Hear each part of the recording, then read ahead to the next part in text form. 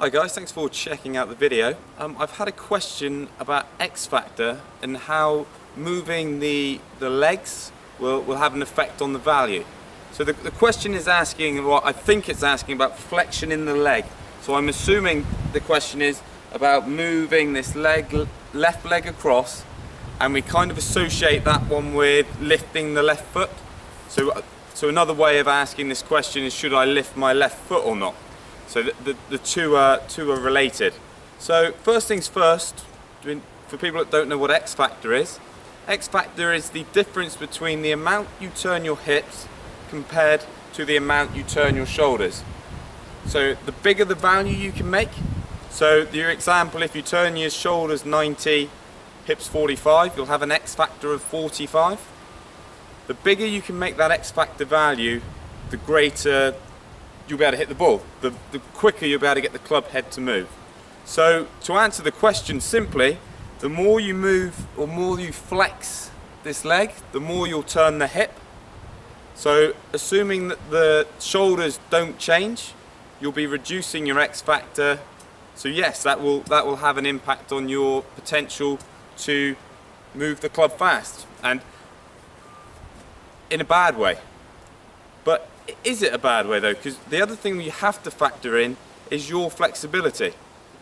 So if you're struggling to get to the top of your swing and you really stabilize these hips, you don't let these hips turn, although you might think this is going to give you more power, you might still not make a particularly big X factor because you can't turn at the top, or you don't complete the backswing as we say. The second of all as well, there might be so much tension going through your body, you might be pulling on the muscle, because again, if it's a flexibility issue, if you pull that muscle right to its limit, it will be so tense and it can borderline painful at times, you're not going to move quick. And think about it, you don't associate, if you're tense and in pain, you don't associate that with moving quickly. So it's a great question, because the answer is quite simple, but it's not. It's one of those, if I had a robot, or if we were doing a simulation, it's quite simple. If I can not turn the lower body, turn the upper body loads. So a Gorilla James would be an example of somebody that does that. You'll create a huge X factor and you'll have a massive potential to hit it far. But if you can't physically turn that far, you might cause some other issues. You might actually slow yourself down. So factor in your flexibility.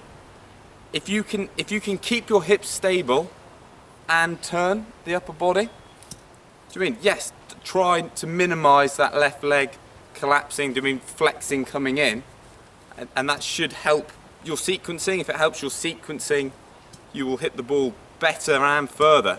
So it's a no-brainer if you can. However, if you find that it makes your swing feel really tense, or you're having huge issues actually getting to the top of your backswing, I would let the hips move a little more.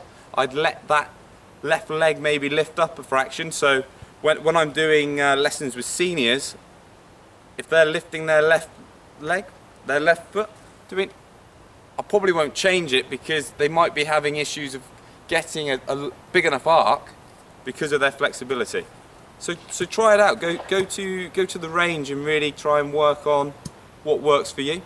If you get a bit confused, if you've got somebody in your area that has a K-vest, K-vest is a piece of equipment that can actually measure X factor, and it also measures kind of your speed and your sequencing. So if you want to take it further, that might be something that will suit you. Get some comments down below, and I hope to catch you soon.